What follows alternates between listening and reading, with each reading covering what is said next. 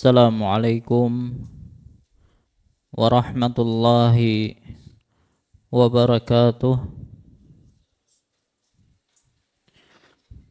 Alhamdulillahi rabbil alamin. Wabihi nasta'in ala umurid dunya waddin. Wa ashhadu an la ilaha illallah wahdahu la syarika lah. Wa ashhadu anna Muhammadan abduhu wa rasuluh.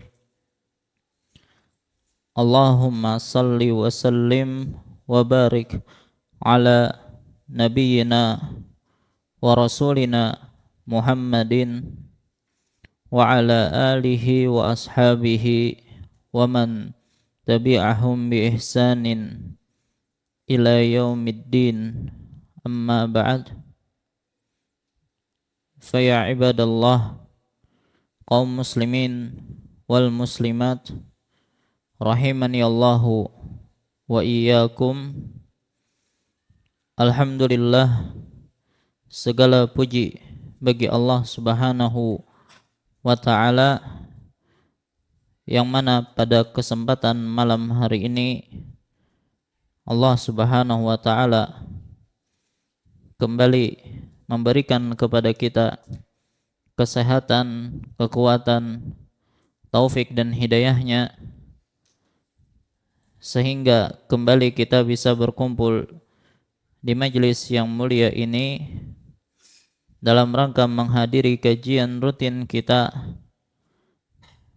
membaca kitab Bulughul Maram karya Al-Imam Ibnu Hajar Al-Asqalani rahimahullahu ta'ala. Salawat serta salam semoga senantiasa tercurahkan kepada junjungan kita Nabi besar Muhammad sallallahu alaihi wasallam, kepada keluarga beliau, para sahabat beliau, dan orang-orang yang istiqamah di atas jalan beliau ila yaumil qiyamah.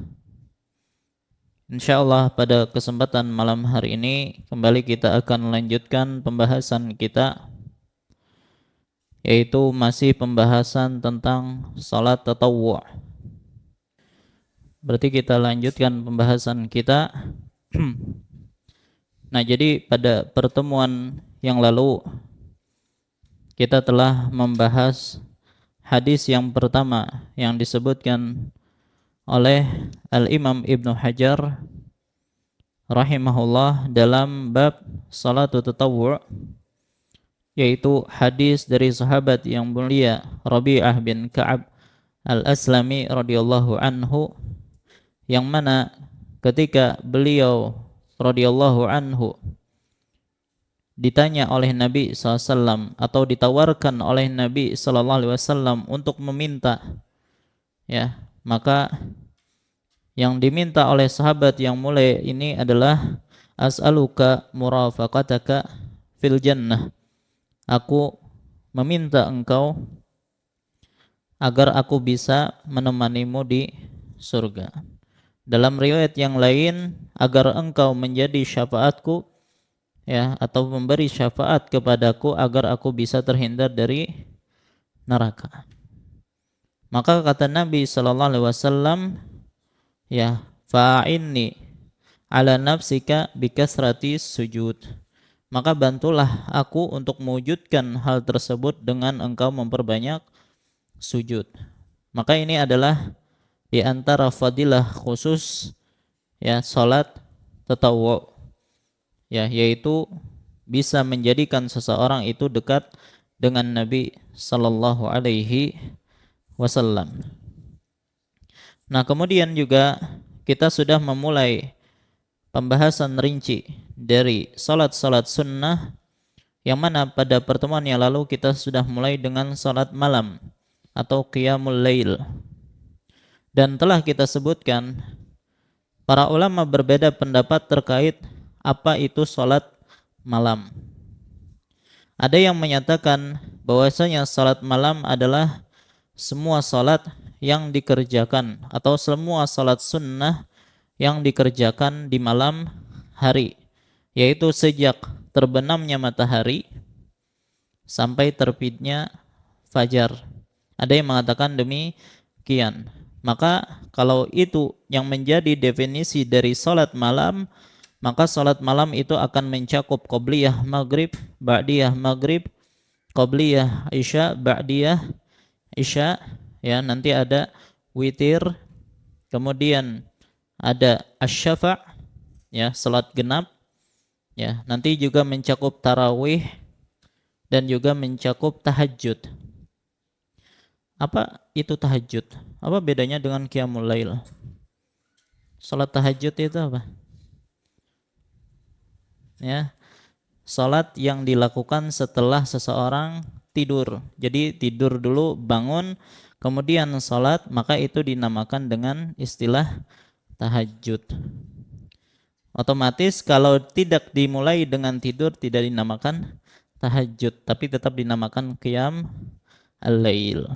Baik, jadi cuma permasalahan istilah saja. Baik. Dan kita sebutkan bahwasanya salat malam yang paling afdal adalah salat witir. Dan waktu yang paling afdal dalam mengerjakan salat malam adalah di sepertiga malam terakhir, di mana manusia sedang terlelap tidur. Baik.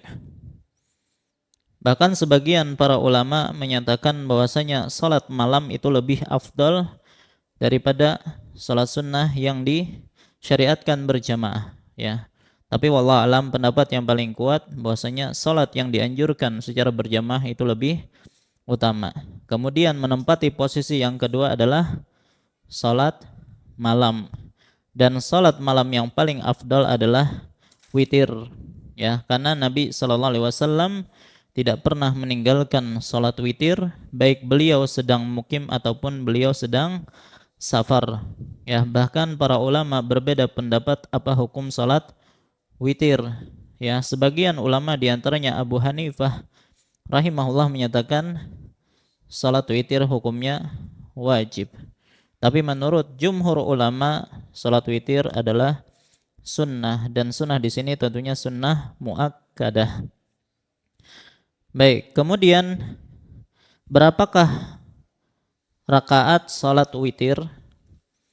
Ya, maka para ulama berbeda pendapat dalam maksud hadis Nabi SAW, al-witru rakaatun. Salat witir itu 1 rakaat.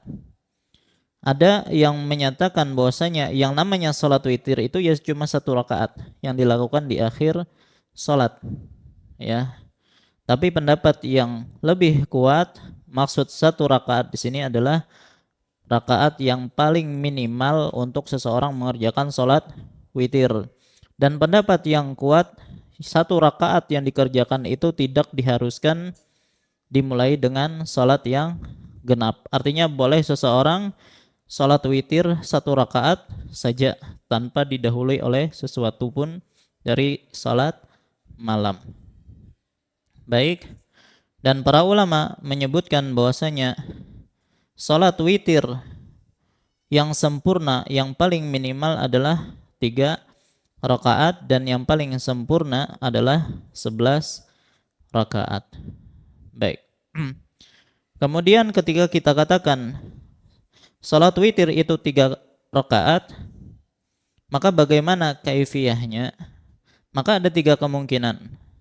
Pertama, 2 rakaat salam, kemudian dilanjutkan dengan 1 rakaat salam, ya, atau 3 rakaat sekaligus, ya, dengan 1 kali salam, atau sama persis dengan sholat maghrib. Nah, untuk kemungkinan yang ketiga ini telah datang hadis-hadis yang melarang akan hal itu. Dilarang untuk sholat malam itu menyerupai sholat maghrib. Maka dalam masalah salat witir itu ada 2 sifat kalau itu 3 rakaat. Bisa langsung 3 rakaat 1 salam, atau 2 rakaat salam lalu ditambah 1 rakaat. Dan yang paling utama antara 2 hal ini, dan ini yang paling sering dilakukan oleh Nabi adalah 2 rakaat salam kemudian ditambah 1 rakaat. Walaupun kita dapatkan riwayat bahwasanya beliau juga terkadang sholat witir langsung 3 rakaat. Baik, ini juga sudah kita jelaskan. Dan kesimpulan untuk sifat sholat witir, kalau cuma 1 rakaat, ya sudah langsung salam. Ya, dan duduknya wallahu alam kalau hanya 1 tasyahud itu duduknya adalah iftirash. Apabila sholat 3 rakaat sudah kita jelaskan ada 2 sifat tadi, bisa 2 rakaat salam, 1 rakaat salam, atau langsung 3 rakaat dengan 1 salam. Baik, itu 1, 3. Setelah itu berapa? 5. Adapun 5 rakaat, maka sunnah ia tidak duduk kecuali di akhirnya. Artinya dia sholat 5 rakaat secara berturut-turut, ya, dan ditutup dengan salam. Baik, kemudian kalau itu 7 rakaat, maka ada 2 sifat yang diriwayatkan dari Nabi, bisa 7 rakaat berturut-turut dengan 1 salam, ya, atau 6 rakaat tasyahud tapi tanpa salam. Nanti bangkit ke rakaat ke-7 baru salam. Adapun apabila 9 rakaat, maka salat 8 rakaat berturut-turut, lalu tasyahud tanpa salam, lalu bangkit ke rakaat ke-9 lalu salam. Adapun kalau 11 rakaat, maka berdasarkan keumuman hadis qiyamul lail atau salatul laili masna masna. Jadi 2 rakaat, 2 rakaat, 2 rakaat sampai 5 kali baru ditutup 1 rakaat, ya, lalu salam. Dan para ulama juga menyatakan boleh seseorang ketika melaksanakan salat 5 rakaat, 7 rakaat atau 9 rakaat dengan cara 2 rakaat, 2 rakaat, 2 rakaat salam gitu ya. Baik, lalu ditutup dengan 1 rakaat. Berdasarkan keumuman hadis salatul laili masna masna. Salat malam itu 2 rakaat, 2 rakaat. Baik. Kapan waktu salat witir? Para ulama sepakat kalau seseorang masuk salat Isya, kemudian dia telah salat Isya, maka boleh dia salat witir sampai sebelum terbit fajar, ya. Baik. Seseorang sudah masuk waktu Isya, kemudian dia salat Isya, maka setelah itu para ulama sepakat boleh dia salat witir. Yang menjadi perbedaan pendapat adalah bagaimana kalau seseorang itu sudah salat Isya walaupun belum sampai waktu salat Isya. Maksudnya seperti musafir yang menjamak jamak takdim, ya, yang mengerjakan salat Isya di waktu maghrib. Nah, kan dia sudah salat Isya nih. Apakah boleh salat witir? Maka terjadi perbedaan pendapat di kalangan para ulama. Maka jumhur ulama menyatakan boleh dia melakukan salat witir. Baik, itu yang pertama. Dan ini pendapat yang lebih kuat. Kemudian permasalahan yang kedua, taruhlah sudah masuk waktu salat Isya, tapi dia belum salat Isya, ya, belum salat Isya, apakah dia boleh langsung salat witir, ya? Maka pendapat yang paling kuat di sini adalah tidak diperbolehkan, dia harus salat Isya terlebih dahulu. Baik. Kemudian kapankah akhir dari salat witir? Ya, maka riwayat-riwayat yang banyak nanti juga kita akan sebutkan adalah sebelum terbitnya fajar. Kalau sudah terbit fajar, maka waktu witir telah selesai, ya. Artinya apakah boleh seseorang salat witir ketika sudah azan misalnya, tapi belum salat subuh? Maka ada perbedaan di kalangan para ulama. Ada yang menyatakan itu masih merupakan waktu salat witir, artinya boleh masih seorang salat witir. Tapi menurut jumhur ulama, ya, itu sudah bukan waktu salat witir. Tapi boleh kadang mengqadha di waktu tersebut? Jawabannya boleh, ya. Boleh seseorang mengqadha salat witir sebelum salat subuh, Ya, artinya kalaupun sudah masuk waktu subuh boleh dia mengerjakan salat witir tapi dalam niat mengqadha bukan ada. Baik, dan boleh kalaupun hendak mengqadha nanti di waktu duha ya, antara duha sampai zuhur. Nanti ada penjelasan lebih rinci terkait masalah ini insya Allah. Baik. Kemudian sudah kita bahas bahwasanya dalam witir itu dianjurkan untuk berkunut ya, dan ini sudah kita bahas secara panjang lebar pembahasan tentang kunut ya. Dan kunut yang dibahas oleh para ulama itu ada 3 jenis. Apa saja? Ada kunut witir ya, ada kunut nazilah, dan ada satu pembahasan yaitu kunut subuh. Baik, dan kita katakan bahwasanya kunut witir itu hukumnya sunnah dan dikerjakan kapan saja, tidak mesti harus di bulan Ramadan, dan juga tidak mesti ketika di bulan Ramadan itu harus menunggu ya pertengahan ya, dari 16 sampai 30 tidak mesti ya. Artinya walaupun dari awal juga diperbolehkan untuk witir untuk kunut afwan. Nah, jadi masalah kunut witir sudah kita jelaskan dan kita sudah sebutkan tentang doa yang afdal terkait masalah ini. Baik. Kemudian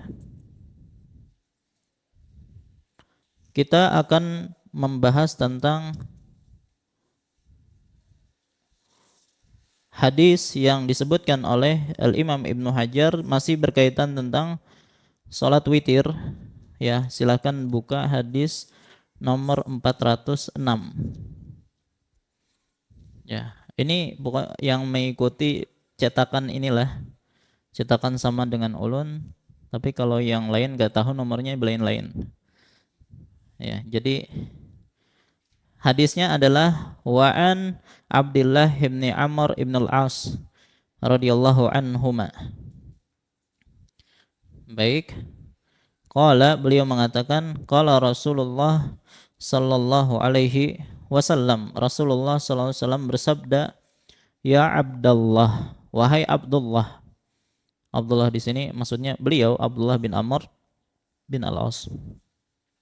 La takun misla fulan, janganlah kamu seperti si fulan. Kana yaqumu minal lail fataraka qiyamal lail, yang mana ia bangun di waktu malam ya, namun ternyata dia meninggalkan salat malam ya. Jadi sebagian orang ya pernah dia awal-awal ketika dia bersemangat dia bangun malam kemudian salat malam ya, tapi entah karena pekerjaan dia, kesibukan dia dengan dunia yang menyebabkan dia akhirnya malas untuk sholat malam. Kan sebagian orang seperti itu. Di awal-awal semangat, apalagi di saat awal-awal hijrah, tapi lama-lama dia tinggalkan sholat malam. Ada yang seperti itu. Ada juga orang yang bangun malam tapi justru tidak sholat malam. Ya, maka orang-orang yang seperti ini ditegur oleh Rasulullah Sallallahu Alaihi Wasallam. Jadi ada 2 jenis manusia, yang bangun di tengah malam atau dibangun malam hari tapi tidak mau sholat, dan ada juga orang yang awalnya sholat ya tetapi akhirnya meninggalkan sholat malam. Maka jangan seperti si fulan, kata Nabi Sallallahu Alaihi Wasallam. Maka ketika Abdullah bin Amr bin al-As mendapatkan hadis ini ya, atau mendapatkan nasihat dari Nabi sallallahu alaihi wasallam, akhirnya Abdullah bin Amr itu sangat bersemangat di dalam menunaikan wasiat Nabi sallallahu alaihi wasallam ini. Akhirnya beliau banyak salat ya. Bahkan disebutkan beliau sampai tidak tidur malam hari. Sampai tidak tidur malam hari. Maka Nabi SAW pun mendengar hal ini, dan justru Nabi SAW itu ya menegur Abdullah bin Amr ya untuk dalam sholat malam itu secukupnya saja, tidak perlu berlebihan seperti itu, apalagi sampai tidak tidur, ya. Kemudian kata beliau SAW, alam ukhbar annaka tasum wala tuftir, telah dikabarkan kepadaku bahwasanya engkau berpuasa dan tidak berbuka, artinya tiap hari puasa terus. Wa tusalli wala tanam, dan engkau salat malam tapi tidak tidur. Maka kata Nabi SAW, fasum wa aftir, maka engkau berpuasalah dan juga berbukalah, artinya tidak atau jangan berpuasa setiap hari. Waqum wanam, bangunlah dan juga tidurlah. Ya, fa inna li ainaika 'alaika haqqan wa inna li nafsika wa ahlaka haqqan. Karena sesungguhnya matamu itu memiliki hak atasmu, sebagaimana jiwamu atau tubuhmu dan juga keluargamu, ya, ada hak atasmu. Dan ini sama seperti nasihat Salman Al-Farisi kepada siapa? Abu Darda. Siapa Abu Darda menurut Salman Al-Farisi? Hah? Siapanya? Salman tuh siapanya Abu Darda? Nah, jadi ketika para muhajirin itu berhijrah ke kota Madinah, hal yang pertama kali di antara yang dilakukan oleh Nabi sallallahu alaihi wasallam adalah mempersaudarakan antara Muhajirin dan Al-Ansar. Dan di antara yang dipersaudarakan adalah Salman dan Abu Darda. Jadi Salman pernah mendatangi Abu Darda ke rumahnya, ya, dan ternyata tidak mendapati Abu Darda, tapi mendapati istrinya. Dan waktu itu istrinya ternyata berpakaian acak-acakan begitu, ya. Maka Salman pun menegur istrinya Abu Darda, kok kamu berpakaian seperti itu? Bukankah seorang istri itu harusnya berpakaian rapi ketika bersama suaminya? Maka kata Ummu Darda, saudaramu itu tidak butuh dengan dunia, artinya dia tidak membutuhkan aku. Kenapa? Siangnya puasa, malamnya sholat malam, ya. Jadi apanya Ummu Darda enggak hiraukan, yaitu, ya. Maka paham nih permasalahan yang dihadapi oleh Ummu Darda. Maka ketika datang Abu Darda, ya, Salman bermalam ternyata. Ya, jadi sebelum itu ketika Abu Darda datang kan Salman disurung atau dihidangkan makanan gitu, ya. Maka Abu Darda nyuruh Salman untuk makan. Ya, kalau kata Salman, aku tidak akan makan sampai engkau makan. Maka kata Abu Darda, aku puasa. Pokoknya aku tidak makan kecuali kau makan. Akhirnya buka, terpaksa Abu Darda buka. Sekalinya Salman bermalam malam itu. Pas di awal malam hanya benar sudah hendak bangun si Abu Darda untuk sholat malam. Maka kata Salman, 6 goreng. Ya, kadalawas hendak bangun pulang, 6 goreng, suruh goreng. Ya, sampai berapa kali seperti itu. Nah, ketika di akhir malam, ya, barulah Salman bangun dan dia bangunkan Abu Darda dan sholat bersama. Ya, maka pada waktu itulah Salman memberikan nasihat kepada Abu Darda. Wahai Abu Darda, sesungguhnya, ya, matamu itu memiliki hak atasmu. Ya, kemudian tubuhmu juga memiliki hak atasmu. Dan istrimu juga memiliki hak atasmu. Fa'ati kulladzi haqqin haqqahu, maka berikanlah setiap sesuatu haknya. Ya. Maka Abu Darda merasa, gimana sih masa aku bangun malam kok dilarang, puasa kok disuruh buka. Akhirnya dia laporkan hal ini kepada Rasulullah sallallahu alaihi wasallam. Maka kata Nabi SAW, sadaqa Salman, Salman yang bujur. Ya. Ya, ini menunjukkan bahwasanya yang namanya agama Islam itu bukan menyuruh kita untuk senantiasa beribadah terus, enggak. Ya, karena setiap hal itu ada haknya, harus sesuai dengan porsi masing-masing. Begitu juga walaupun dalam masalah ibadah juga tidak boleh berlebih-lebihan. Makanya ketika ada orang yang bertanya kepada sebagian istri Nabi SAW, bagaimana ibadah Rasulullah, ya, maka seolah-olah mereka menganggap itu sedikit, ya, dan mereka menyatakan itu wajar karena itu adalah Nabi Shallallahu Alaihi Wasallam. Sementara di antara mereka ada yang berazam, kalau begitu aku bangun terus sholat malam tanpa tidur, aku berpuasa terus tanpa buka, dan aku tidak akan menikah. Maka apakah itu ternyata, ya, disukai oleh Rasulullah? Tidak, justru Nabi SAW itu marah, ya. Maka dipanggillah orang tadi, ya, kenapa aku mendengar bahwasanya kalian mengatakan demikian demikian, ya, sesungguhnya aku adalah orang yang paling bertakwa kepada Allah. Nah, tetapi aku bangun malam dan juga aku tidur, ya, aku berpuasa tapi aku juga berbuka, dan atazawwajun nisa, dan aku menikahi para wanita. Faman raghiba an sunnati falaisa minni, barang siapa yang tidak suka dengan sunnahku, ya, maka bukan termasuk golonganku. Baik, maka dalam hal ini berikan porsi masing-masing. Maka begitu juga terkait masalah salat malam, ya. Maka bagaimana porsi ideal dalam ibadah sunnah itu? Maka porsi yang paling ideal adalah ambillah porsi yang kita mampu istiqomah di situ, walaupun hanya sedikit. Kalau mampunya kita sholat witir 1 rakaat saja dahulu nih, tapi kita mampu untuk istiqomah di situ, itu lebih baik daripada 11 rakaat, ya, 1 hari sholat sebulanan parai. Oh, itu kada disukai. Ya, makanya Rasulullah SAW mengatakan inna ahabbal a'mali ilallah, ya, adwamuha wa in qalla.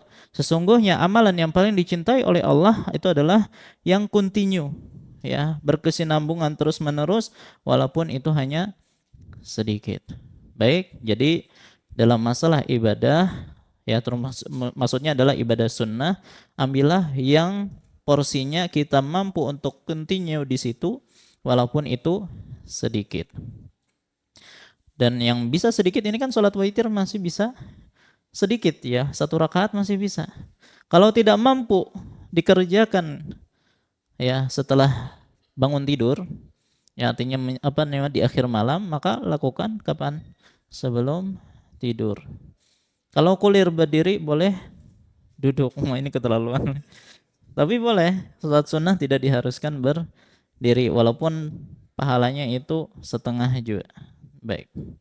Dan untuk sholat witir ditekankan lagi bagi ahli Quran, ya, mereka penghafal Al-Quran, maka sangat dianjurkan bagi mereka untuk sholat witir, ya, dan sholat malam agar mereka bisa murajaah hafalan mereka dan membacanya ketika sholat, ya. Makanya dalam hadis nomor 407, wa an aliyin radhiyallahu anhu qala Rasulullah sallallahu alaihi wasallam, Rasulullah SAW bersabda, autiru ya ahlal Quran, ya, fa innallaha witrun yuhibbul witra.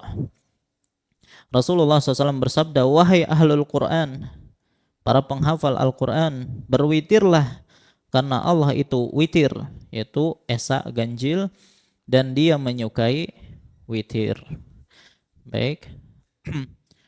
Dan sudah kita sebutkan bahwasanya salat witir adalah salat malam yang paling afdal, paling ditekankan. Makanya dalam hadis nomor 415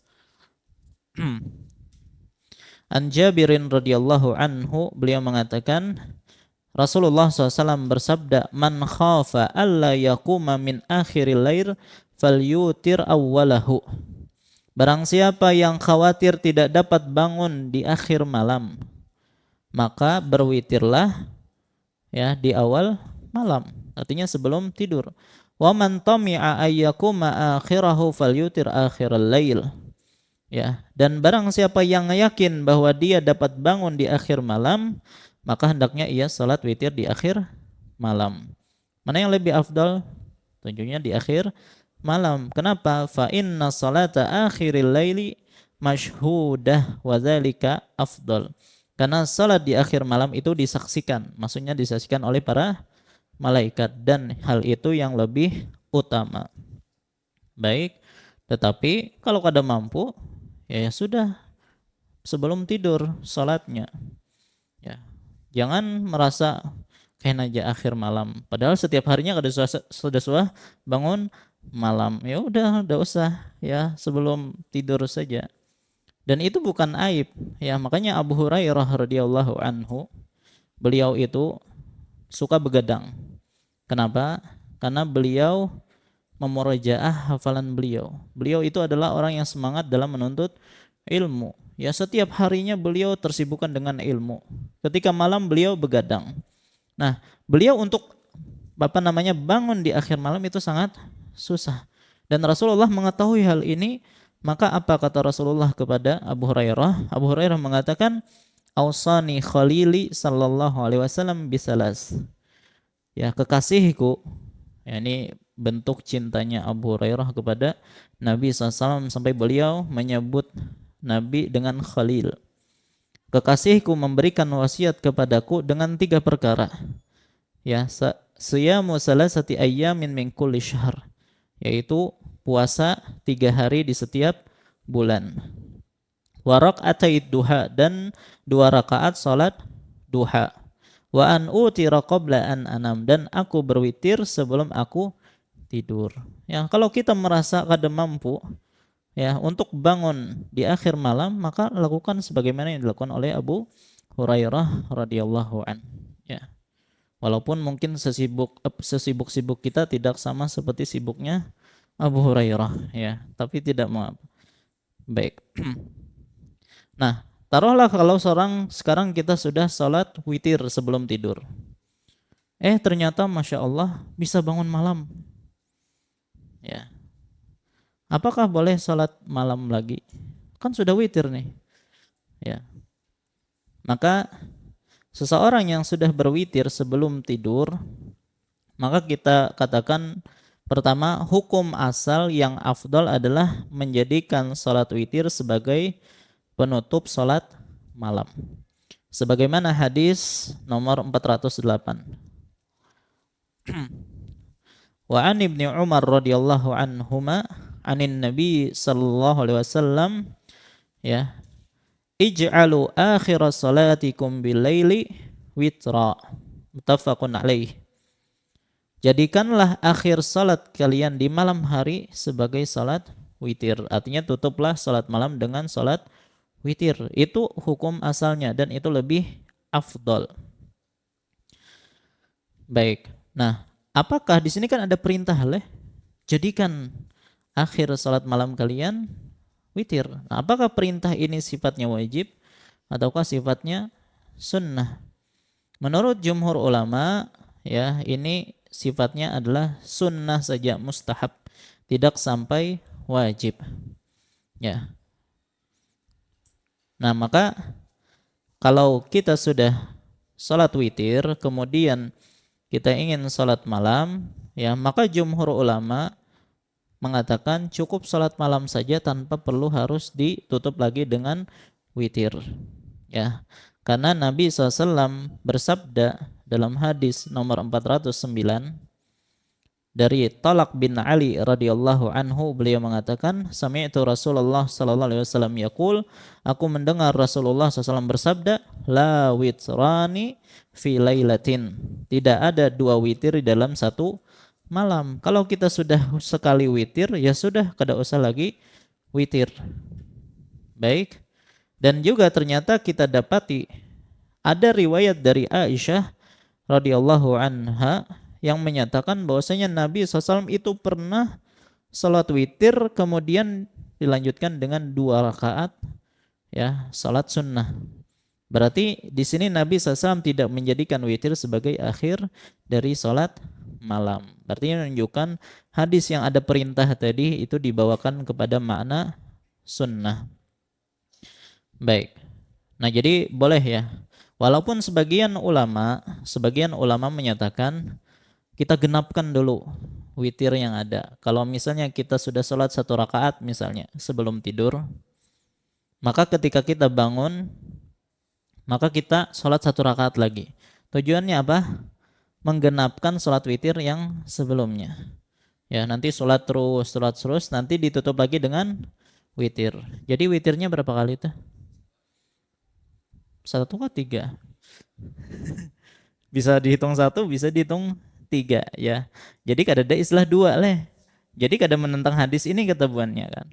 Karena bisa dihitung 1, bisa dihitung 3. Sementara yang dilarang itu adalah 2. Ya, tapi pendapat jumhurnya itulah yang lebih kuat.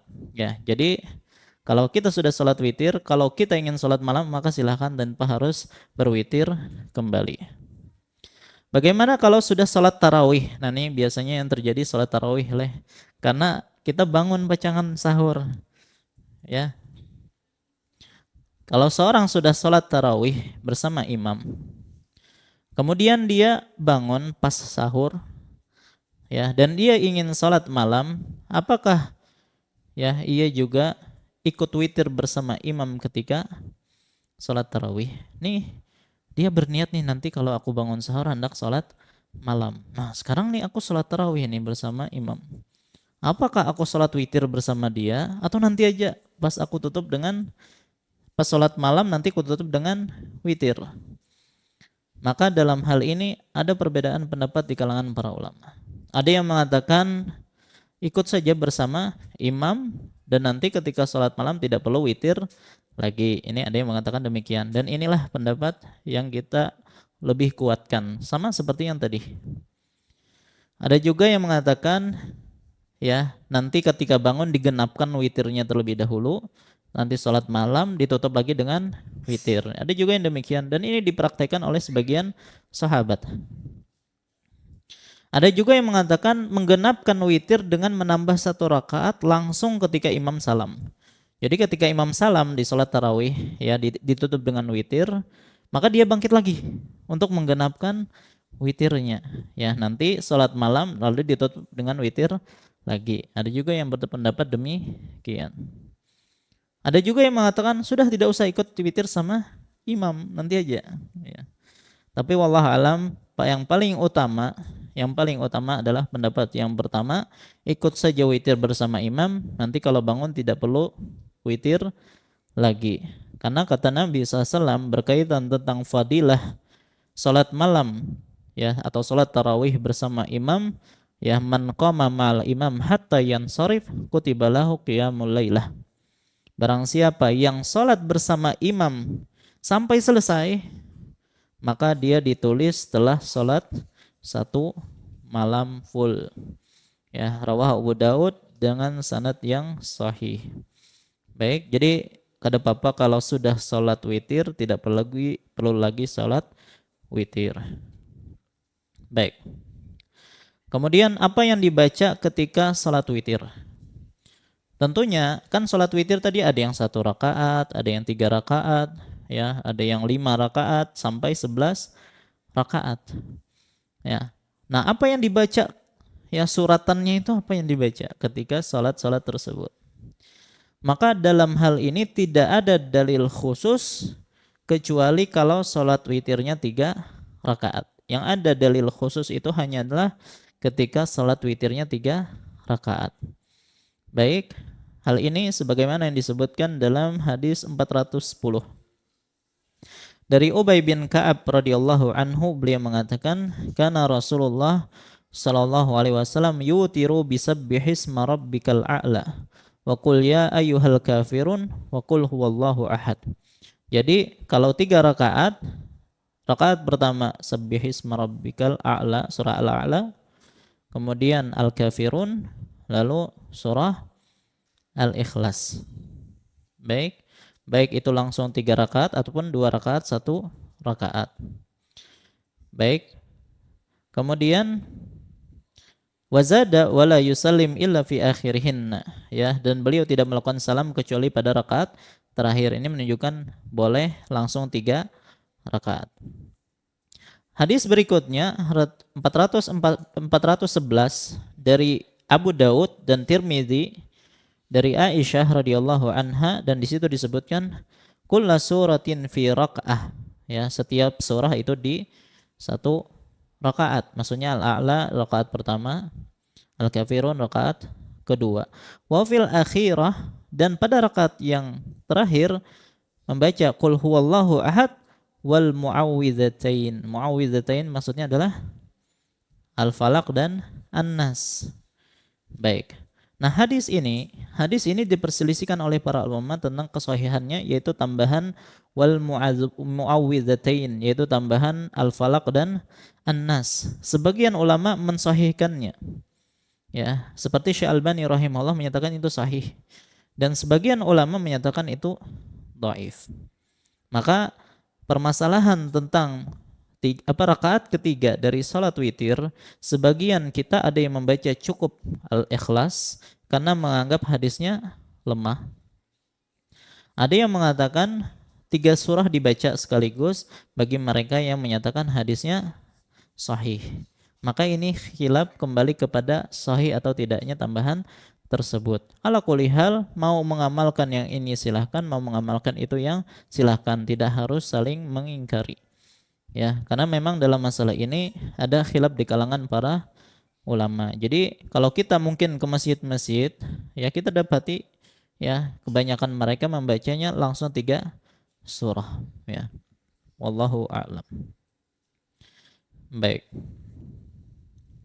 Nah, adapun selain yang 3 rakaat tadi, maka bebas, tidak ada dalil khusus, ya. Yang penting apa yang pian mudah membacanya, ya. Jangan-jangan qul huwallah semuanya 11 rakaat qul huwallah semua. Baik. Yang jelas tidak ada aturan khusus terkait masalah surah apa yang dibaca dari selain 3 rakaat tersebut. Baik. Kalau seseorang tidak sempat sholat witir, bisa karena nggak bangun misalnya, ya, apakah boleh diqadha? Baik, kita sebutkan sebelumnya, waktu sholat witir adalah sampai masuk waktu subuh, ya kan? Hal ini berdasarkan hadis nomor 412. Wa an Abi Sa'id Al-Khudri radhiyallahu anhu anna Nabi sallallahu alaihi wasallam qala autiru qabla an tusbihu. Ya, berwitirlah sebelum tiba waktu subuh. Hadis riwayat Muslim. Dan hadis berikutnya 413, wal Ibnu Hibban man adraka subha wa lam yutir fala witra lahu. Ya, barang siapa yang mendapatkan waktu subuh namun belum sholat witir, maka tidak ada witir baginya. Artinya sudah keluar waktu witir. 416 dari Ibnu Umar radhiyallahu anhuma, dari Nabi SAW beliau bersabda, idza tala'al fajru faqad dhahaba waqtu kulli salatil laili wal witri fa'autiru qabla tulu'il fajri, rawahu Tirmidzi. Ya, Nabi SAW bersabda, apabila telah terbit fajar, maka telah hilanglah waktu salat malam dan salat witir. Maka berwitirlah sebelum terbit fajar. Maka hadis-hadis ini menunjukkan bahwasanya akhir dari waktu salat witir adalah terbitnya fajar. Kalau sudah terbit fajar, selesai waktu witir. Nah, bagi mereka yang sudah terlewatkan waktu witir, apakah dianjurkan untuk mengqadha? Maka para ulama menjelaskan, kalau seseorang ketinggalan salat witir, maka ada beberapa kondisi. Pertama, orang tersebut tidak biasa salat witir, ya. Dia tidak biasa, selama ini tidak sholat witir, ya. Tiba-tiba pas subuh, ya, suatu subuh dia sudah selesai sholat subuh misalnya, ya, dia pengen mengqadha witir karena tidak dilakukan tadi malam. Maka para ulama mengatakan tidak dianjurkan mengqadha karena dia tidak terbiasa sholat witir sebelumnya. Adapun yang kedua, orang yang biasa sholat witir, dia selalu sholat witir, kebetulan dia kesiangan sampai datang waktu subuh. Maka orang yang biasa ini juga ada 2 kondisi. Ya. Dia meninggalkan salat witir waktu itu tanpa uzur. Ya, dia dibangun di akhir malam. Dia biasanya witir tapi waktu itu tidak witir karena malas saja misalnya. Ya, sampai akhirnya masuk waktu subuh. Maka dalam hal ini tidak dianjurkan untuk mengqadha, juga tidak dianjurkan mengqadha. Nah, tapi kalau ada uzur seperti tiduran atau ada kesibukan misalnya, maka pada saat inilah dianjurkan untuk mengqadha. Ya, sebagaimana hadis nomor 414, ya, Rasulullah SAW bersabda, "Man nama 'anil witri aw nasiyahu falyusalli idza asbaha aw dzakara." Rasulullah SAW bersabda, barang siapa yang ketiduran sampai tidak mengerjakan salat witir atau lupa mengerjakannya, maka salatlah ketika telah tiba waktu subuh atau ketika ingat. Maka di sini yang disebutkan oleh Nabi SAW adalah kalau memiliki udzur. Kalau tidak, maka tidak dianjurkan untuk mengqadha. Baik, masih ada pembahasan tentang qadha, insyaallah kita jelaskan setelah salat. Wallahu taala alam, wa sallallahu ala nabiyina Muhammad wa ala alihi washabihi wasallam. Assalamualaikum warahmatullahi wabarakatuh. Alhamdulillahi rabbil alamin. Wassalatu wassalamu ala asyrafil mursalin nabiyina wa rasulina Muhammadin wa ala alihi wa ashabihi wa man tabi'ahum bi ihsanin ila yaumiddin. Amma ba'd, fa insyaallah kita lanjutkan kembali pembahasan kita. Maka tadi kita sebutkan bahwasanya seseorang yang terluputkan dari salat witir, maka dia boleh mengqadha dengan syarat dia adalah orang yang biasa salat witir, lalu kemudian dia ada udzur sehingga tidak mampu melakukan salat witir. Maka pada kondisi seperti ini dia dianjurkan untuk mengqadha. Nah, kapan mengqadhanya? Kapan kita dianjurkan untuk mengqadha salat witir? Maka yang paling utama adalah sebelum salat subuh. Ya, sebelum salat subuh. Karena sebagian ulama menyatakan sebelum salat subuh itu masih waktu salat witir. Ya, walaupun pendapat yang kuat itu sudah keluar dari waktu witir. Tetapi para ulama sepakat bahwasanya yang lebih utama adalah sebelum salat subuh kalau sempat. Kalau tidak sempat, maka boleh dia mengqadha salat witir itu setelah salat subuh. Ya, setelah salat subuh, dan inilah yang waktu utama. Maka kata Nabi SAW, "Man nama 'anil witri aw nasiyahu falyusalli idza asbaha." Seseorang yang tertidur dari salat witir atau dia lupa, maka hendaklah salat ketika subuh.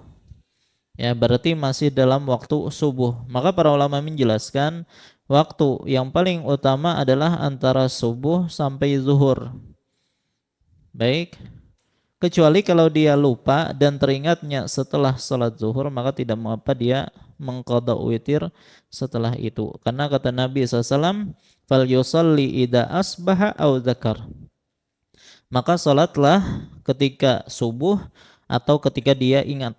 Nah, ya bisa jadi dia ingat setelah itu, setelah zuhur atau setelah asar, maka sebagian ulama menyatakan masih boleh untuk mengqadha witir. Baik. Bagaimana cara mengqadhanya? Kita mengetahui bahwasanya salat witir itu ganjil. Ya, 1, 3, 5 dan seterusnya. Maka cara mengqadhanya adalah ketika dia qadha di siang hari, maka dia menjadikannya genap dengan menambah 1 rakaat. Kalau dia terbiasa salat witirnya 3 rakaat, maka diqadha menjadi 4 rakaat. Kalau dia terbiasa 5 rakaat, maka jadi 6 rakaat. Kalau biasa 11, maka diqadha 12 rakaat.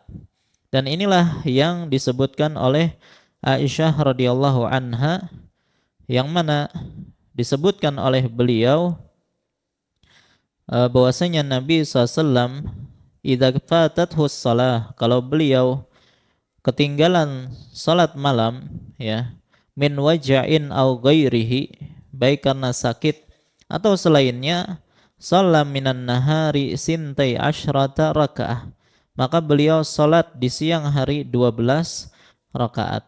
Nah, kenapa 12 rakaat? Karena Nabi SAW biasa salat 11 rakaat.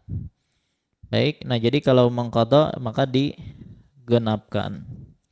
Maka dengan ini selesailah pembahasan kita berkaitan tentang salat witir. Ada pembahasan tentang salat malam yang lain, yaitu salat tarawih. Hanya saja pembahasan ini akan kita bahas nanti di akhir kitab As-Saum. Di akhir kitab puasa, ya, berkaitan tentang ibadah-ibadah di bulan Ramadan. Di antaranya tarawih dan juga i'tikaf. Nanti kita bahas pada waktunya insya Allah. Maka kita akan berpindah kepada salat yang berikutnya, yaitu salat rawatib. Nah, kita sudah sebutkan sebelumnya tentang tertib atau urutan salat-salat sunnah dari yang paling afdal. Ya, yang pertama kemarin apa? Salat yang dianjurkan secara berjamaah. Yang kedua adalah salat malam, dan yang paling utama adalah witir. Dan yang ketiga adalah salat sunnah rawatib. Nah, ini akan kita bahas. Baik, maka ini merupakan salat yang menempati urutan ketiga dalam masalah keutamaan. Rawatib itu jamak dari ratibah. Jamak dari ratibah, rawatib dalam bahasa Arab. Dan rawatib itu artinya adalah tetap dan terus menerus. Tetap dan terus menerus. Nah, salat ini dinamakan dengan salat rawatib karena ia selalu ada dan dikerjakan secara terus menerus. Makanya gaji itu dalam bahasa Arab diistilahkan dengan ratib, ya. Kenapa? Karena selalu ada, ya, dan terulang setiap bulannya, ya. Baik. Nah, terus apa yang dimaksud dengan atau definisi dari salat rawatib? Kalau tadi kan secara bahasa. Definisi dari salat rawatib, maka para ulama berbeda pendapat dalam masalah ini. Apa hakikat dari salat rawatib? Ada yang mengatakan salat rawatib adalah salat-salat sunnah yang dilakukan pada waktu tertentu. Salat-salat sunnah yang dilakukan pada waktu tertentu. Dan ini definisi mazhab Syafi'iyah.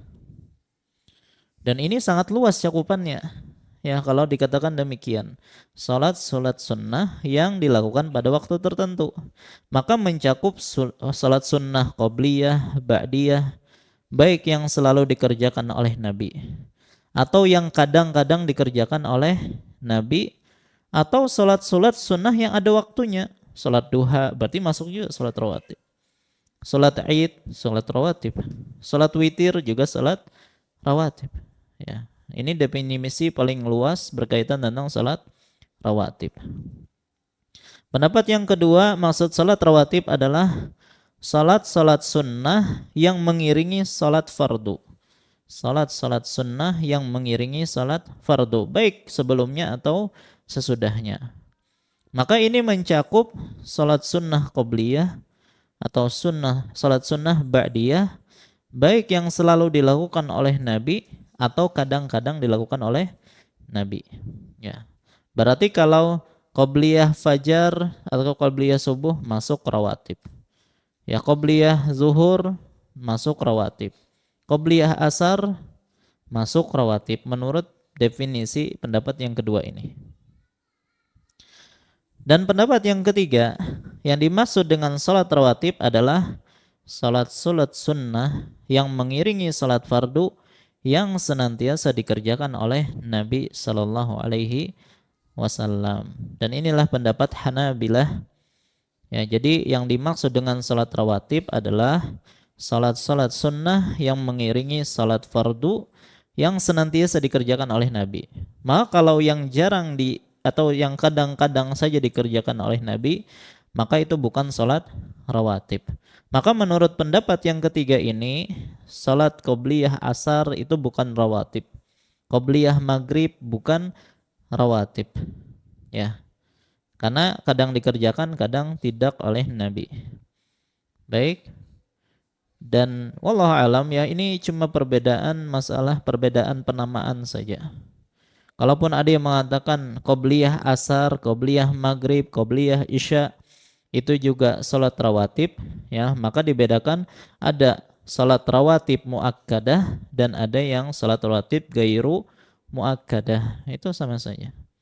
Ya, hanya saja dalam penjelasan ulun, insyaallah ulun akan mengikuti pendapatnya Hanabilah dalam masalah ini. Yang dimaksud dengan salat rawatib adalah salat sunnah yang senantiasa dikerjakan oleh Nabi sallallahu alaihi wasallam. Berapa jumlahnya? Ini sepakat lah. 10 ada 12 nih. 12. Noh, 11. Baik. Ada perbedaan pendapat di kalangan para ulama, terutama para Hanabilah, yang menyatakan salat rawatib adalah salat yang senantiasa dikerjakan oleh Nabi. Ada yang mengatakan 10 dan ada yang mengatakan 12. Ya. Pendapat yang mengatakan 10 rakaat itu mereka berdalilkan hadis Ibnu Umar nomor 352. Ada. Berarti ini salah nomor. Baik, hadis nomor 2 ya, 376. 376. Baik. Wa an Ibnu Umar radhiyallahu anhuma, dari Ibnu Umar radhiyallahu anhuma beliau mengatakan, hafidtu minan Nabi sallallahu alaihi wasallam 10 rakaat. Aku hafal salat sunnah rawatib yang dilakukan oleh Nabi sebanyak 10 rakaat. Coba lihat di sini disebutkan berapa? 10 rakaat. Apa saja? Raka'ataini qabla zuhri wa raka'ataini ba'daha wa raka'ataini ba'dal maghrib fi baitihi wa raka'ataini ba'dal isya fi baitihi wa raka'ataini qabla subh. Muttafaqun alaihi. Wa fi riwayatin lahuma wa raka'ataini ba'dal jumu'ah fi baitihi.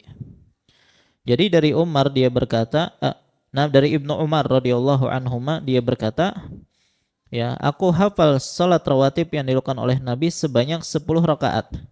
Yaitu 2 rakaat sebelum zuhur, 2 rakaat setelahnya. Berapa sudah? 4. 2 rakaat setelah maghrib, 6. Yang dikerjakan di rumahnya. 2 rakaat setelah isya, 8. Dan 2 rakaat sebelum subuh, 10. Baik, ada riwayat yang menyebutkan dan 2 rakaat setelah Jumat. Dan Jumat cuma 1 kali sepekan. Dan itu pengganti dari sholat zuhur. Baik.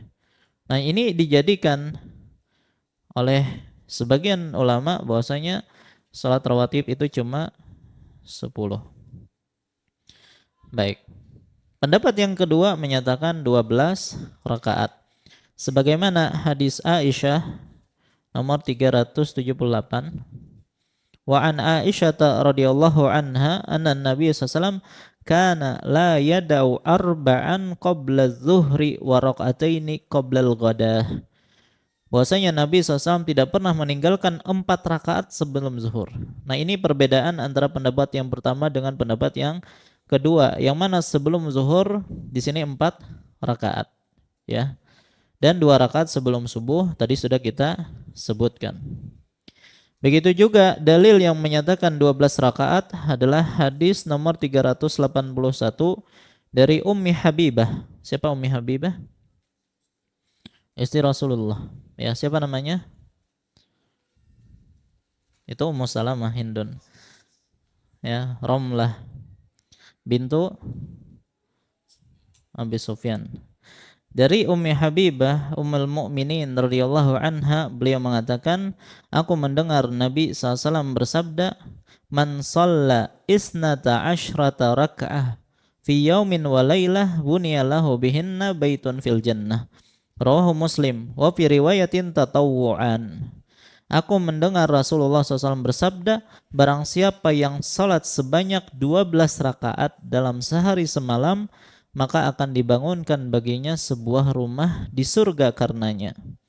Ya, dalam sebuah riwayat disebutkan salat sunnah. Maka di sini disebutkan berapa? 12 rakaat. Baik. Hadis berikutnya, Walid Tirmidzi nahwu wa zada arba'an qabla adh-dhuhri wa rak'ataini ba'daha wa rak'ataini ba'dal maghribi wa rak'ataini ba'dal isya wa rak'ataini qabla salatil fajri. Dalam riwayat Tirmidzi ya, sama seperti hadis sebelumnya ya, namun menambahkan 4 rakaat sebelum zuhur dan 2 rakaat setelahnya, 2 rakaat setelah maghrib, 2 rakaat setelah isya dan 2 rakaat sebelum salat fajar atau salat subuh. Ini secara rinciannya. Baik. Nah, maka di sini ada 2 riwayat, ada yang mengatakan 10 dan ada yang mengatakan berapa? 12. Jadi mana yang lebih kuat? 11 ini ya. Ya, pertengahan gitu ya. Ada 10, ada 12, yaudah ambil 11. Baik. Nah, para ulama itu berusaha untuk menjamak, mengkompromikan antara 2 riwayat ini. Ada yang mengatakan, oh Nabi terkadang melakukannya 10 rakaat, dan itu yang dilihat oleh Ibnu Umar, dan terkadang 12 rakaat, itu yang dilihat oleh siapa? Aisyah dan Ummu Habibah. Dan ini merupakan jamak yang bagus, artinya kuat. Ada juga yang mengatakan Nabi salat 12 rakaat itu kalau beliau di rumah. Makanya dilihat oleh istri-istri beliau. Ya.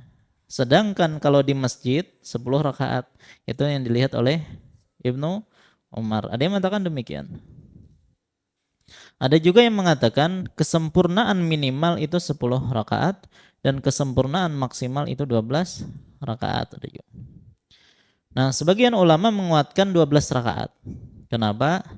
Karena lebih banyak riwayatnya. Di sini kan 2 riwayatnya nih. Dari kedua istri Nabi.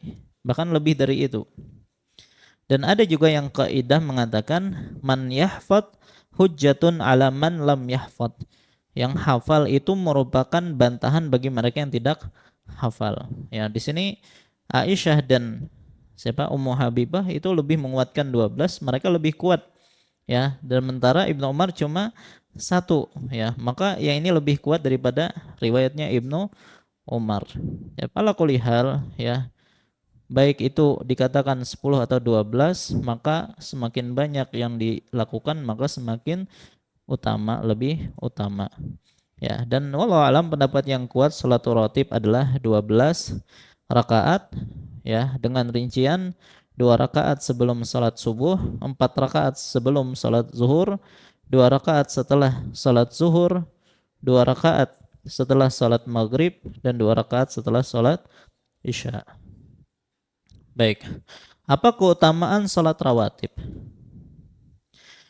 Pertama, ia menyempurnakan kekurangan yang ada pada salat wajib. Dan ini keutamaan salat tatawu atau ibadah tatawu secara umum yang menyempurnakan kekurangan yang ada pada salat atau ibadah wajib.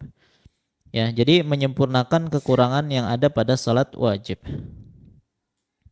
Kemudian juga diantaranya mendapatkan kecintaan Allah. Ya, sebagaimana yang disebutkan dalam hadis wali. Ini sudah kita bahas ya.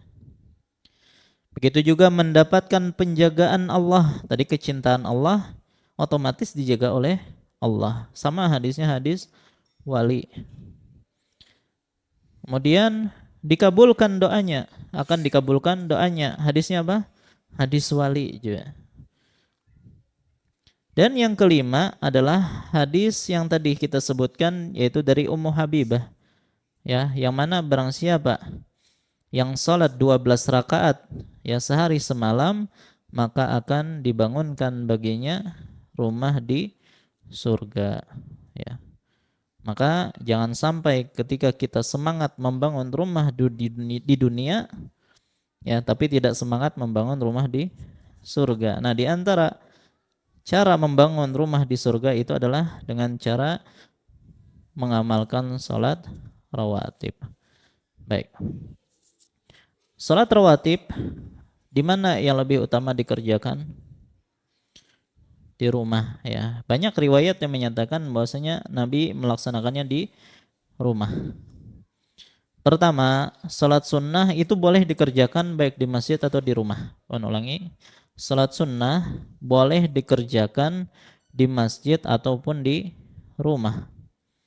Dan ini berdasarkan tadi riwayat Ibnu Umar, ya. Beliau menyebutkan ada salat-salat yang dikerjakan oleh Nabi ketika di masjid dan juga terkadang di rumah. Baik, ini kesepakatan para ulama. Maka jangan diingkari kalau memang ada yang salat sunnah di masjid. Ya, jangan diingkari kalau ada orang yang salat sunnah di masjid. Tapi mana yang lebih afdal? Mana yang lebih afdal? Maka jawabannya, semua salat sunnah yang tidak dianjurkan berjamaah. Ya, kalau berjamaah salatnya di mana? Ya di masjid. Baik, semua salat sunnah yang tidak dianjurkan berjamaah dan tidak khusus pengerjaannya di masjid. Kan ada salat sunnah yang khusus di masjid. Contohnya apa? Tahiyatul masjid. Ya masa tahiyatul masjid di rumah? Ya.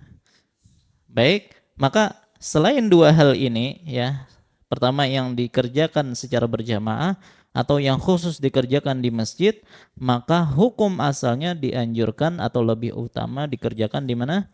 Di rumah. Hal ini berdasarkan sabda Nabi sallallahu alaihi wasallam, "Shallu ayyuhan nas fi buyutikum." Wahai manusia, salatlah kalian di rumah-rumah kalian. Fa inna afdalas salati salatul mar'i fi baitihi. Karena sesungguhnya sebaik-baik salat ya adalah salat seseorang di rumahnya, illal maktubah, kecuali salat-salat wajib. Kalau salat wajib tidaklah dikerjakan kecuali di masjid.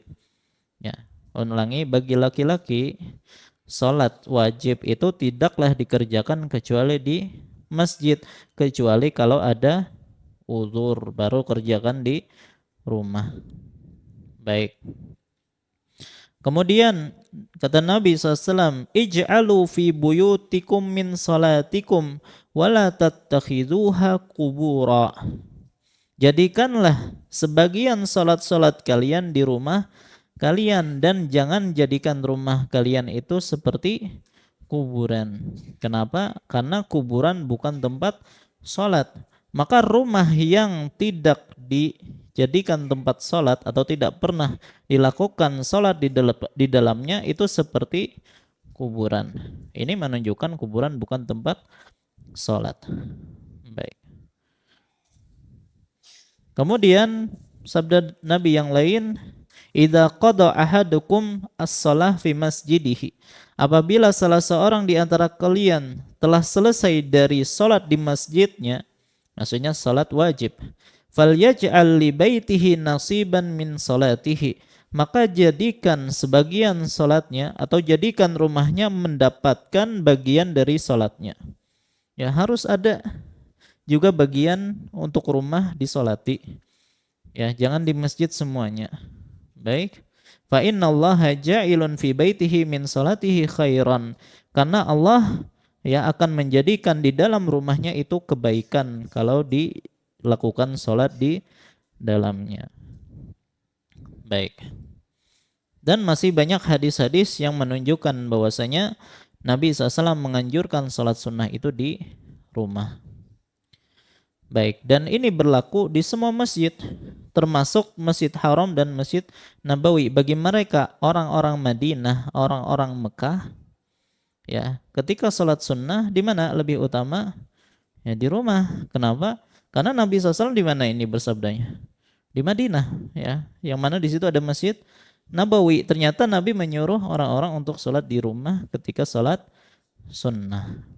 Nah, yang menjadi pertanyaan dan sering ditanyakan adalah orang yang umroh, berziarah ke Mekah dan Madinah yang hanya beberapa hari, bisa seminggu, ya 10 hari misalnya. Manakah yang lebih afdal baginya untuk sholat sunnah? Apakah sholat di masjid ataukah di penginapan, di hotel?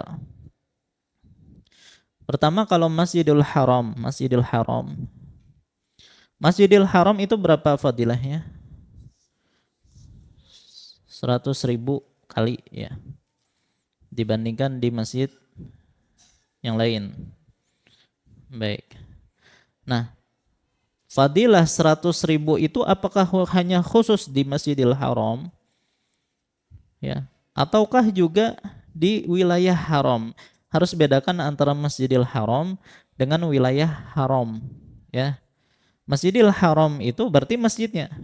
Ya, kalau wilayah haram berarti yang ada batas-batas tanah haram. Ya, pendapat yang paling kuat dalam masalah kelipatan 100.000, ya, maka itu adalah sebatas itu dikatakan sebagai tanah haram. Di situ juga salat di mana saja di situ akan mendapatkan kelipatan 100.000, bukan hanya khusus di Masjidil Haram.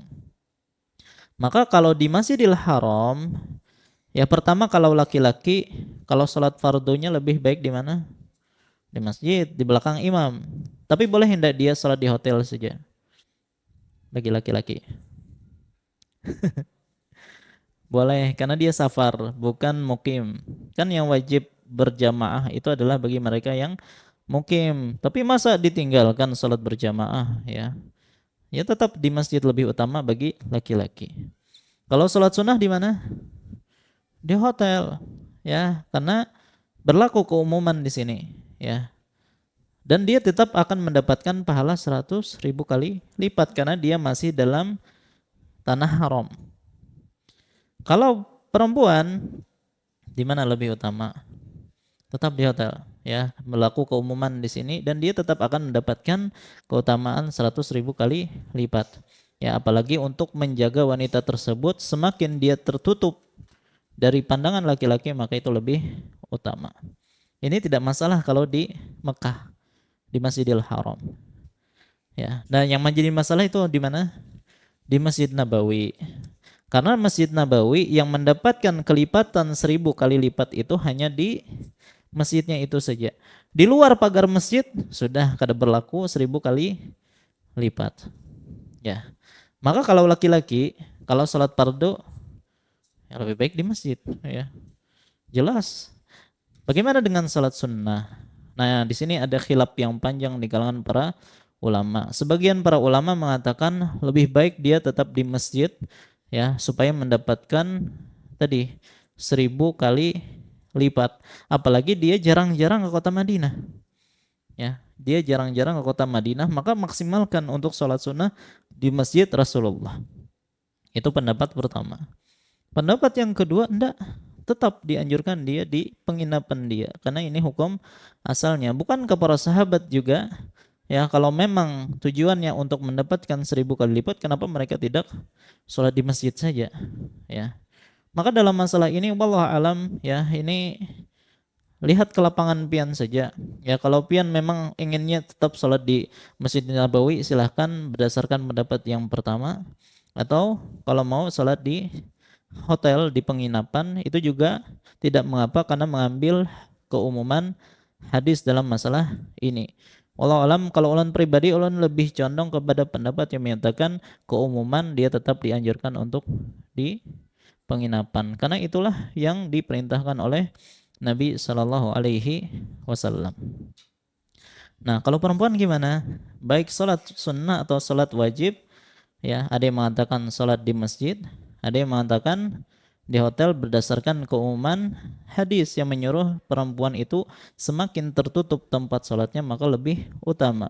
Bukankah para sahabiat, ya, para sahabiat yaitu sahabat perempuan, mereka semuanya dianjurkan di mana? Di rumah, ya, dan tidak ada bedanya baik yang datang ke Madinah atau orang Madinah, tetap mereka lebih utama di mana?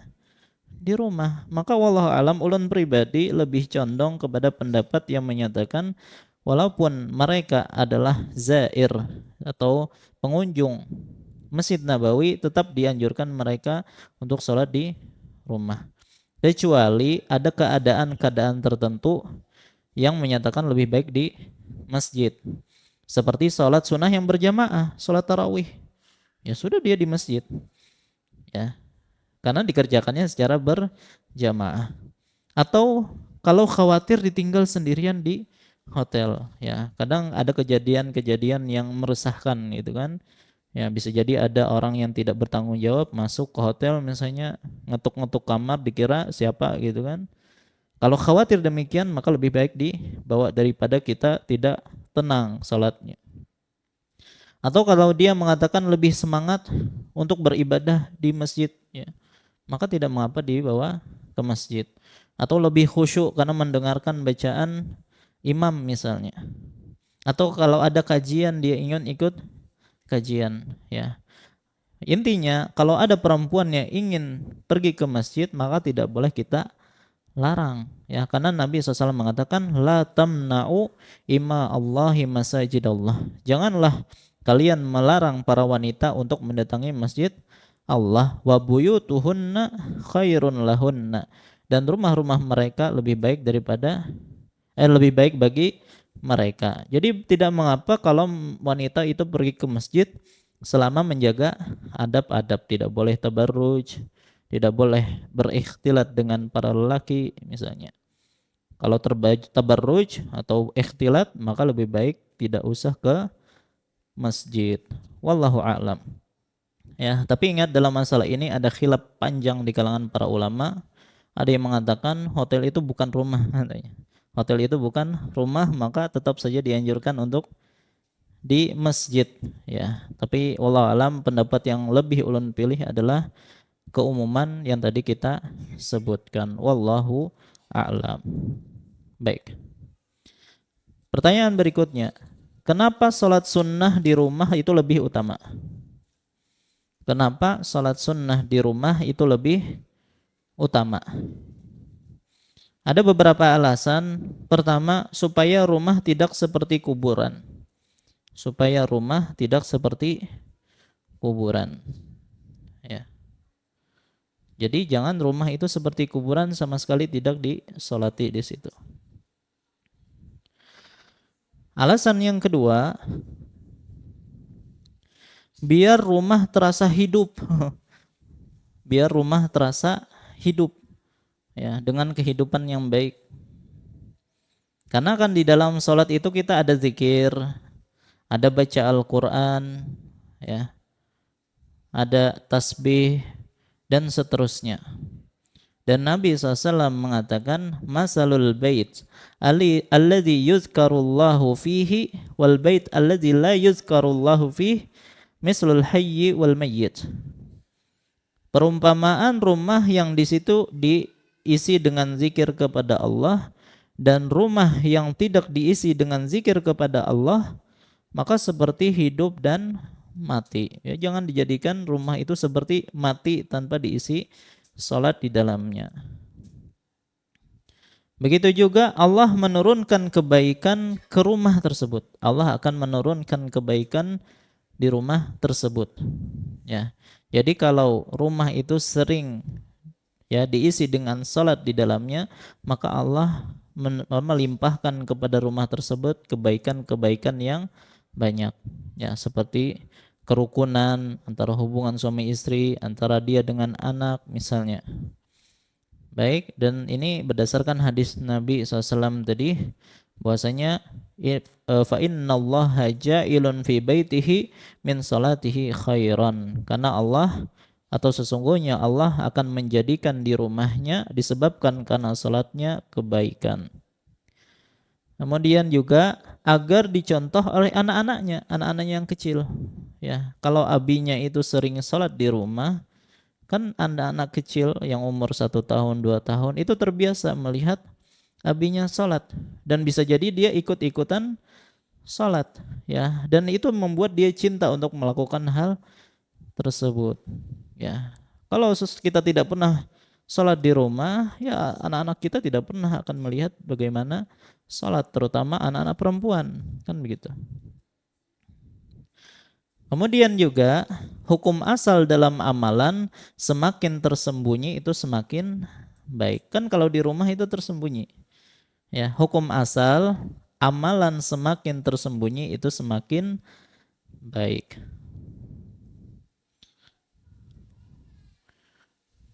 Dan yang terakhir itu lebih ikhlas dan jauh dari ria, lebih ikhlas dan juga jauh dari ria. Maka inilah di antara hikmah kenapa dianjurkan kita sholat sunnah itu di rumah. Taib.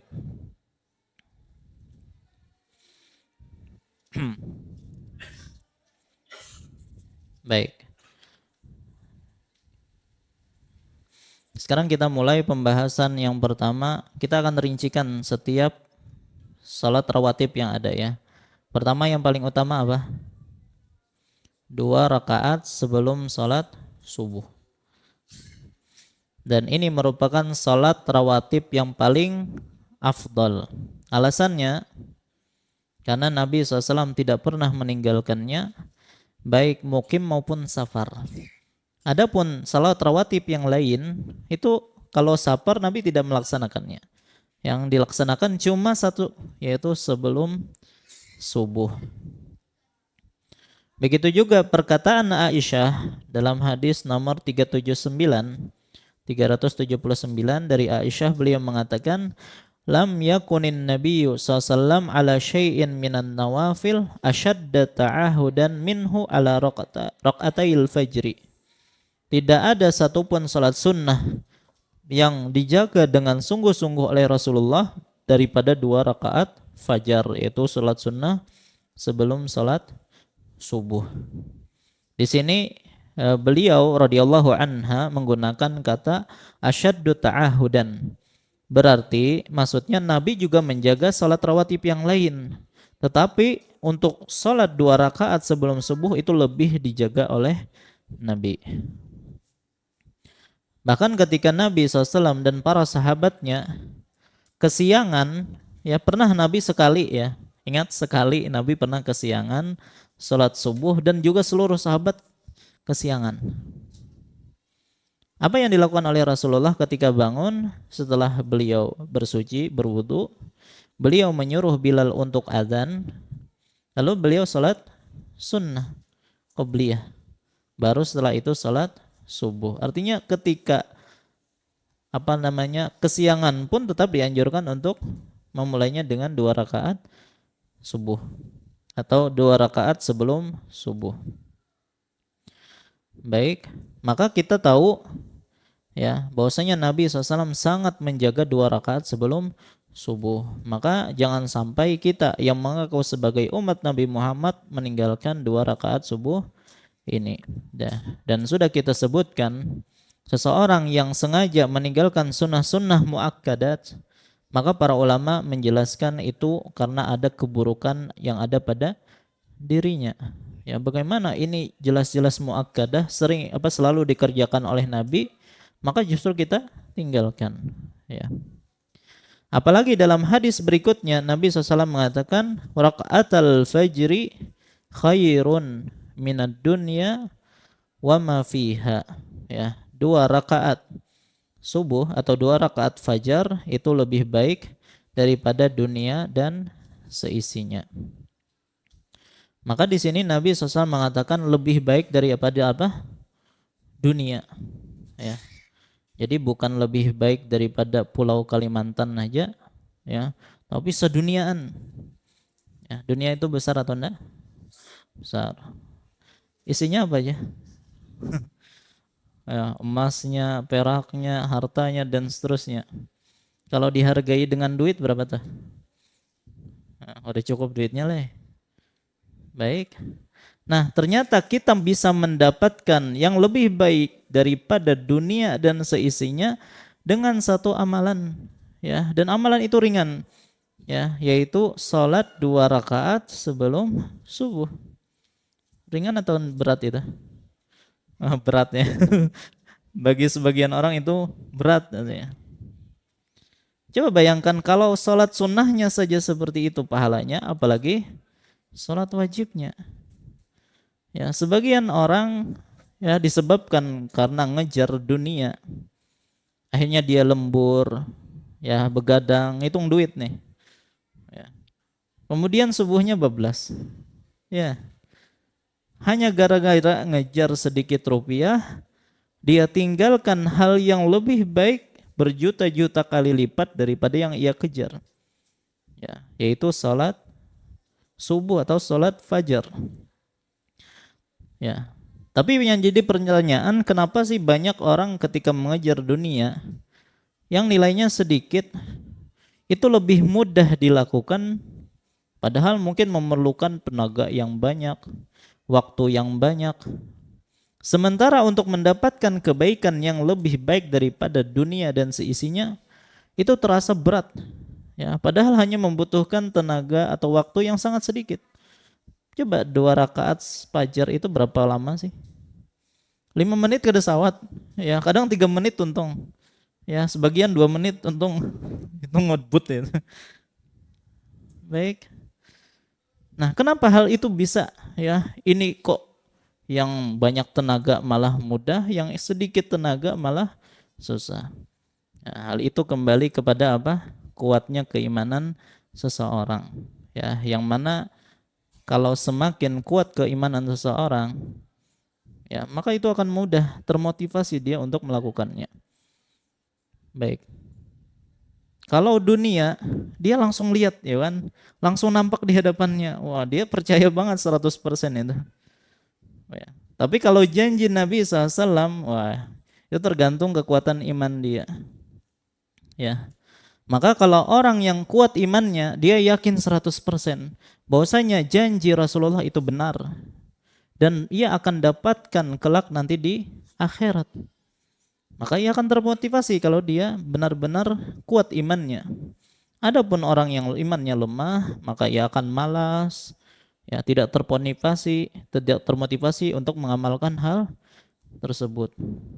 Maka ingatlah ketika sibuk bekerja untuk mengumpulkan dunia, itu untuk bekal hidup di dunia saja.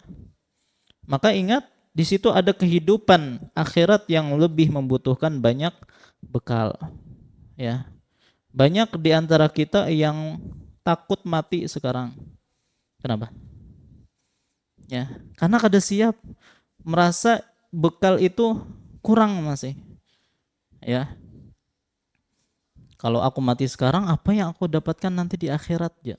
Karena kita pasti merasa kurang sekali dalam berbekal menuju alam akhirat. Coba kalau sahabat Nabi SAW, kalau ada panggilan untuk berjihad, apa yang mereka lakukan? Mereka menyambutnya dengan penuh semangat.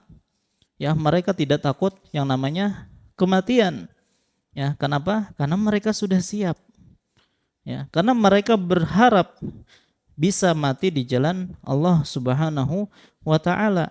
Mereka tidak sabar untuk meninggalkan dunia yang fana ini dan berharap untuk meraih kebaikan di akhirat. Ya, bahkan sebagian mereka kalau tidak mampu untuk berjihad, mereka bersedih. Bahkan sebagian mereka menangis. Itulah kondisi sahabat yang merindukan kematian, yang ingin segera mati ya untuk mendapatkan kebaikan yang dijanjikan oleh Allah. Tapi kalau kita takut mati karena belum siap ya. Maka di sini bukan berarti kita tidak boleh mencari dunia, jangan dipahami seperti itu ya. Tetapi jadikanlah harta dunia tersebut sebagai wasilah untuk mencari akhirat. Uang rupiah ya, duit itu tidak bisa kita bawa ke kubur. Tidak bisa kita bawa ke akhirat kalau masih duit bentuknya duit. Bagaimana duit ini bisa kita bawa ke akhirat? Ubah duit ini menjadi apa? Jadi pahala. Pahala itu yang akan kita bawa, kita nikmati di akhirat ya. Maka bagaimana cara merubah duit jadi pahala? Sedekahkan ya, sedekahkan, diinfakkan ya, seperti itu. Baik, nah penjelasan lebih rinci berkaitan tentang 2 rakaat sebelum subuh akan kita lanjutkan lagi insyaallah pada pertemuan yang akan datang. Wallahu ta'ala alam, ini yang bisa ulun sampaikan. Salah khilaf mohon maaf. Wallahu ta'ala alam wa sallallahu ala nabiyina Muhammad wa ala alihi wasallam. Subhanakallahumma bihamdika asyhadu an la ilaha illa anta astaghfiruka wa atubu ilaik. Assalamualaikum warahmatullahi wabarakatuh.